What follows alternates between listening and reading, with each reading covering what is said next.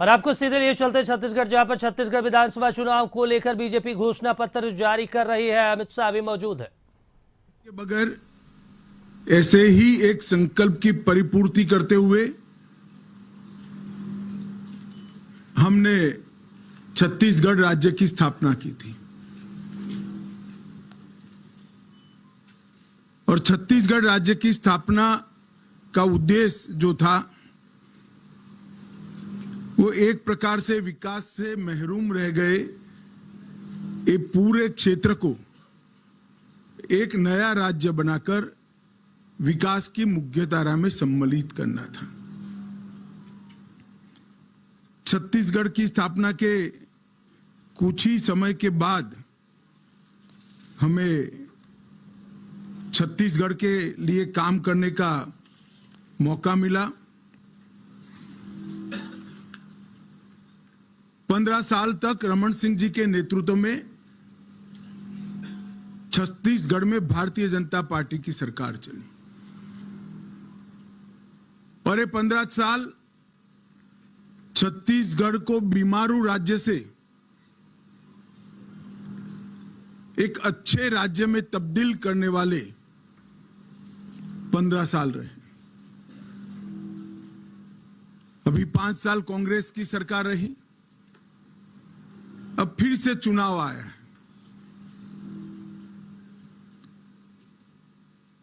मुझे मालूम है यहां पर छत्तीसगढ़ की जनता परिवर्तन करने जा रही है।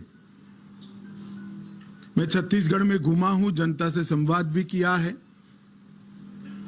मैं भारतीय जनता पार्टी की ओर से छत्तीसगढ़ की जनता को आश्वस्त करना चाहता हूं कि बीमारू राज्य से हमने छत्तीसगढ़ को अच्छा राज्य बनाया है और ये अच्छे राज्य को संपूर्ण विकसित राज्य बनाने का काम हम आने वाले 5 साल के अंदर करेंगे। 15 साल जो हमारे रहे वो 15 साल में रमन सिंह के नेतृत्व में और 5 साल रमन सिंह और नरेंद्र मोदी जी के नेतृत्व में। शुरुआत के 10 साल ढेर सारी अड़चने होने के बावजूद भी हमने छत्तीसगढ़ का दिन दूना रात चौगुना विकास करने का काम किया। छत्तीसगढ़ के कई दुर्गम क्षेत्रों को नक्सलवाद के कहर से मुक्त करने का काम भारतीय जनता पार्टी की सरकार ने किया। छत्तीसगढ़ के इंफ्रास्ट्रक्चर को उठाने का काम भी भारतीय जनता पार्टी की सरकार ने किया। पोषण की गारंटी देने वाला समग्र देश में पहला राज्य छत्तीसगढ़ बना। मनरेगा में 150 दिन की रोजगारी देने वाला भी सबसे पहला राज्य छत्तीसगढ़ बना।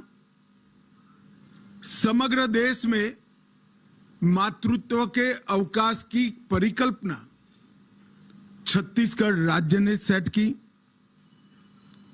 पंचायत चुनाव में माताओं बहनों को 50% आरक्षण देने वाला पहला राज्य छत्तीसगढ़ बना।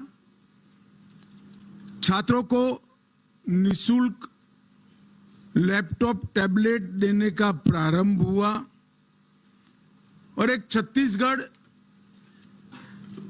बिजली के अकाल से हमेशा पीड़ित था, वो पावर सरप्लस स्टेट बनाने का काम भी भारतीय जनता पार्टी ने किया।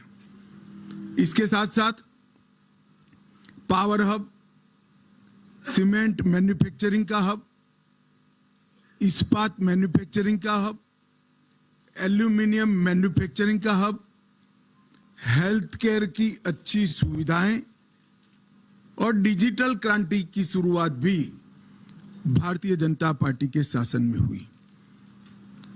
आदिवासी अंचल जहां एक कॉलेज स्थापना भी बड़ा दिक्कत था, सरगुजा और बस्तर में 2 नए विश्वविद्यालय बनाने का काम भारतीय जनता पार्टी ने किया। और दंतेवाड़ा जैसे सुदूर क्षेत्र में भी शिक्षा के नए मानांक गढ़ने का काम रमन सिंह के नेतृत्व में भारतीय जनता पार्टी ने किया। उसी कालखंड में 2 मेडिकल कॉलेज से वहां से बढ़ाकर हमने 15 तक पहुंचाए। मेडिकल के विद्यार्थियों की सीटों की उपलब्धि 100 से बढ़ाकर 1100 तक ले गए। इंजीनियरिंग कॉलेज 14 से बढ़ाकर 50 तक ले गए। पॉलिटेक्निक कॉलेज 10 से बढ़ाकर 51 तक ले गए। आईटीआई 61 से बढ़ाकर 176 तक ले गए। डेंटल कॉलेज 1 से बढ़ाकर 5 तक ले गए। नर्सिंग कॉलेज 1 से बढ़ाकर 84 तक ले गए। मैनेजमेंट के कॉलेज 2 से बढ़ाकर 16 तक ले गए। और पशु चिकित्सा कॉलेज और कृषि कॉलेज 4 से बढ़ाकर 31 तक ले जाने का काम हुआ। परंतु बीच में भूपेश जी की प्रकृति है ऐसे, और ये तो मानना ही पड़ेगा, झूठा प्रचार करने में पूरे भारत में उनका कोई सानी नहीं है। गलत सीडी बनाना, फर्जी सीडी बनाना, फर्जी पेन ड्राइव बनाना, फर्जी अखबार में समाचार प्लांट करना, इसमें इनको सिद्धता है। एक वातावरण बनाकर उन्होंने 5 साल के लिए सत्ता ली। और ये 5 साल में क्या हुआ? 2000 करोड़ का शराब घोटाला हुआ, 540 करोड़ का कोयले के परिवहन का घोटाला। छत्तीसगढ़ के रायपुर में जहां पर बीजेपी कार्यकर्ताओं को संबोधित कर रहे थे, साथ ही बीजेपी का जो मैनिफेस्टो है छत्तीसगढ़ चुनाव को लेकर वो जारी कर रहे थे।